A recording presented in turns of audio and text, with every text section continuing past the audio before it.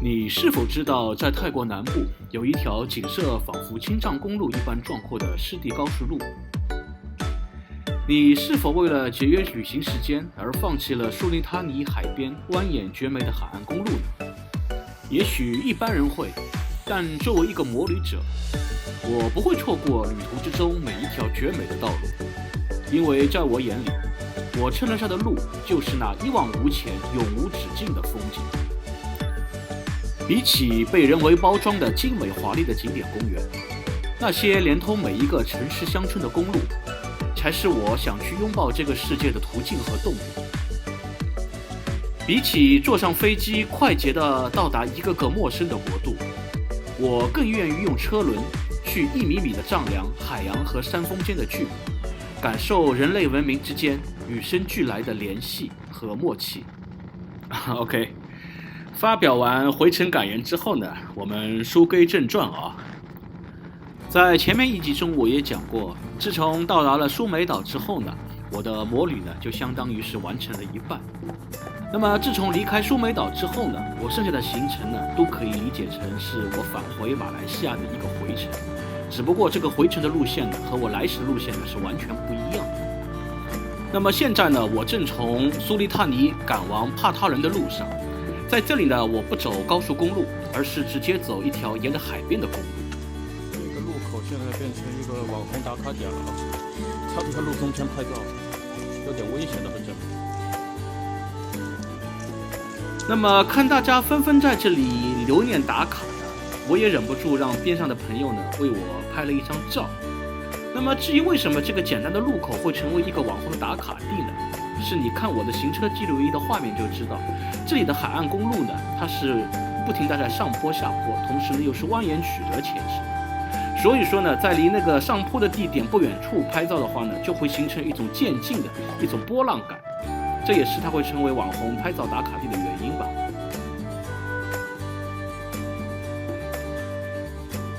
所以这儿呢，就是所谓泰南最美的沿海公路的一个观景台。这个地方很多人在这儿拍照留念。这条路感觉还是非常美的，骑起来也是非常有乐趣的，值得各位摩友啊、自驾朋友来体验一下。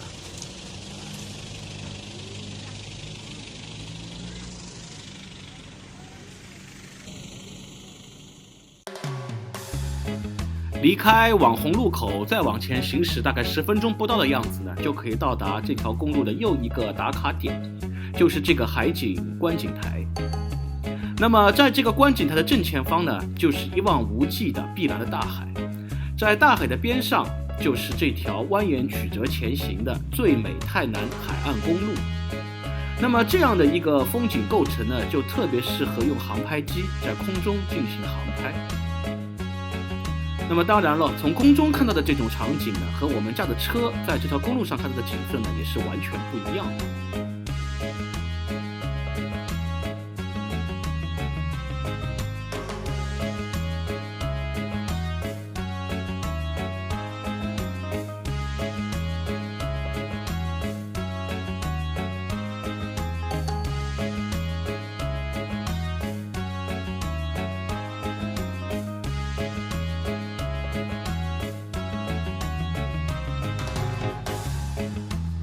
一开始我计划从苏利他尼前往帕他人府的时候呢，我是没有想在中间的这个洛坤府停留的。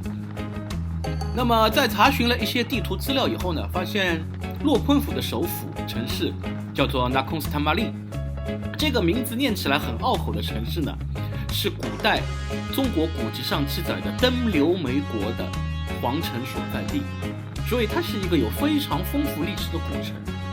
那就让我对它产生了非常大的好奇。同时呢，因为帕他人府的首府城市的居住条件呢并不是很好，所以说呢，我就决定今天晚上就在纳空斯坦玛利过夜。今天晚上在纳空斯坦玛利的房间不错啊，人民币才89块钱，80块钱，87啊89忘掉了，还可以啊，空间也蛮大的。在泰国南部城市呢，马来人和华人的比例呢都非常高。那么今天晚上的晚餐呢，我就在当地著名的一个华人饭店呢进行用餐。那么这个小饭店呢，它并不是那种很高档、很奢华的那种，但是它的口味也好，它的价格也好，都非常让我满意。那么名字呢，我就打在屏幕上，大家有机会来这里可以试一试。纳空斯塔玛丽这个城里边还有一个保存的很完好的一个古城墙，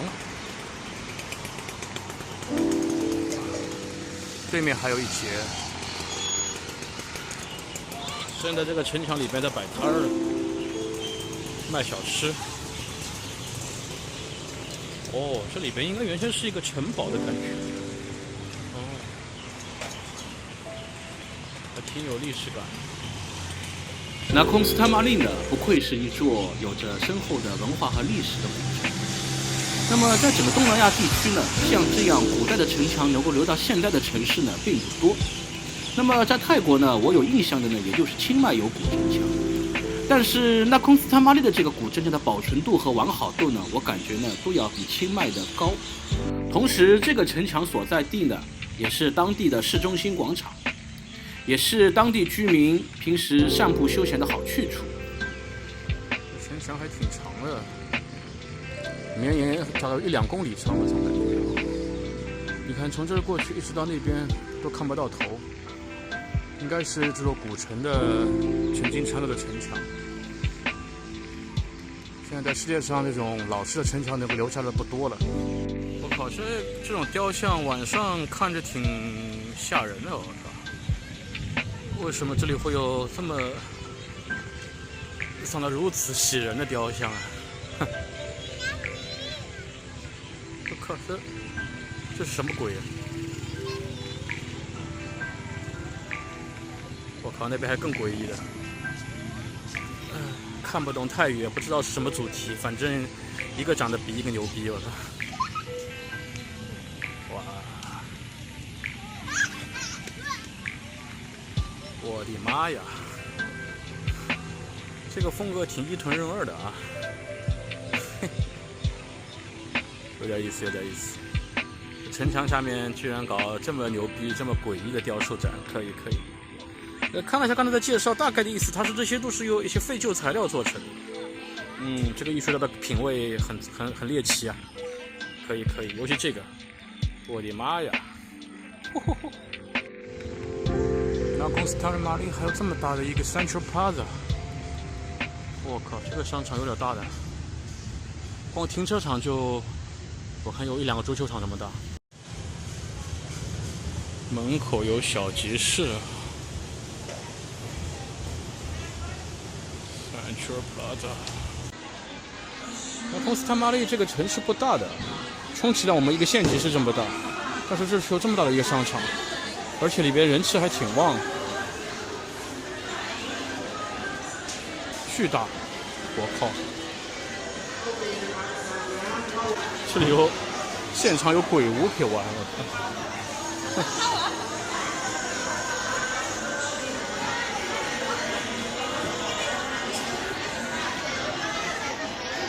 哦呦，这儿鬼屋的生意还挺好。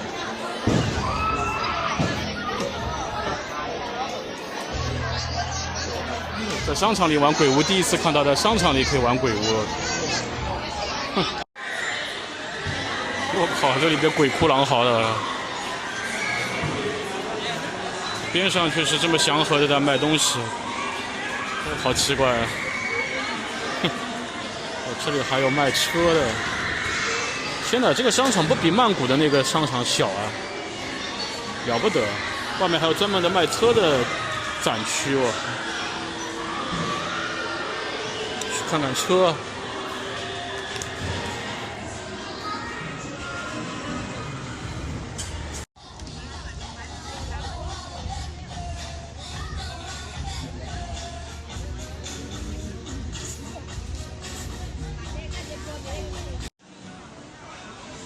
哇，这个 Central Plaza 真大呀！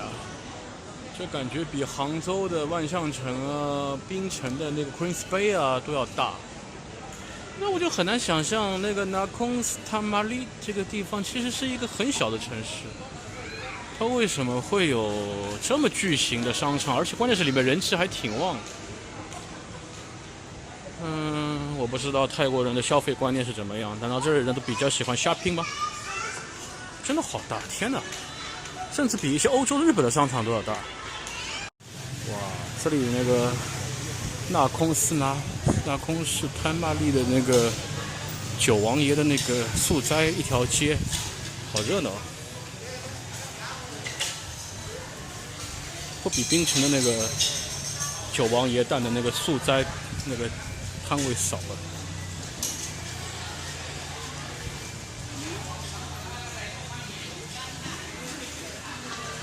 素的披萨。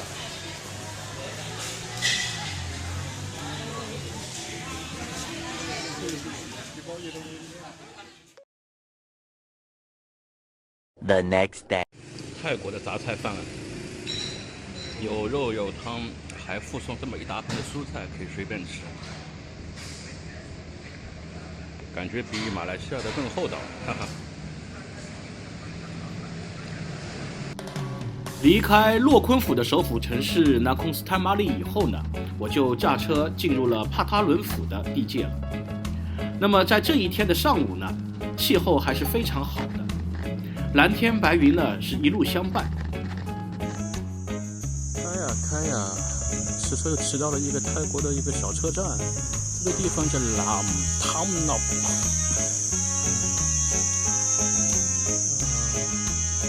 其实铁轨对面就是我要到的目的地，但是中间有铁轨拦着，我肯定不能从这儿穿过去，估计得绕路。不过虽然说绕路，但这个小车站还是挺美的嘛，感觉很好。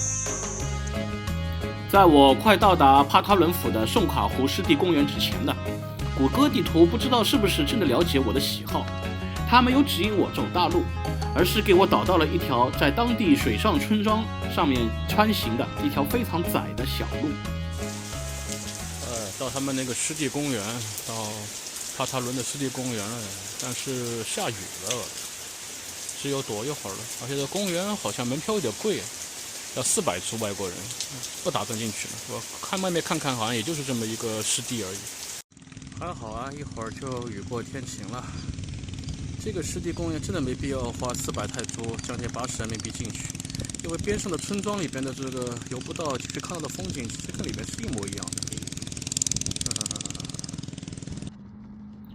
就在我为自己省下了将近80块人民币的门票钱的这一精明举动自鸣得意的时候呢，前面呢其实有一个更大的惊喜在等着我。在离开了湿地公园以后呢，我就驾车驶上了通往宋卡的高速公路。当我冒着小雨，驾着摩托，在这条宽阔的高速公路上面向前发力前进时，我觉得眼前的风景和氛围变得越来越奇妙和壮阔。渐渐的，路两边的行人消失了，路两边的村庄消失了，路两边的建筑和山脉也消失了。展现在我面前的呢，是一幅一望无垠的，如同青藏高原一样广袤宽阔的湿地风景。这条路呢是博塔伦到宋卡的一条穿越一片湿地的一条高速公路，我靠，也美得有点不像话呀！它每隔2-3公里还有这么一个观景台给你停下来，让你车子、汽车、摩托车可以停下来观赏一下，好美好美！当我在宋卡湖湿地高速公路的观景台上观赏美景时，我也同时不由得遐想，如果我离开苏梅岛之后，没有走那条最美的泰南海岸线公路的话，我就不会经过那个给我惊喜的古城纳空斯坦玛丽。那么我如果没有在纳空斯坦玛丽停留过夜的话呢，我也很可能不会邂逅这条在整个摩旅过程中给我最大惊喜的湿地高速公路。我常常想啊，在旅途中我认识的每一个人，路过的每一片海，跨过的每一个山脉，驶过的每一条公路，都是独一无二的体验。这也许就是上苍在旅途中给我无形的但是珍贵的馈赠吧。穿越过这片湿地，我即将到达我们的下一个城市，就是宋卡府的和爱。和爱呢，对于马来西亚人来说呢，是一个非常热门的度假后花园，但对于中国游客来说呢，它多少还有一些陌生。那么在下一期视频里呢，我将会为大家详细展示这个泰南重镇的一切。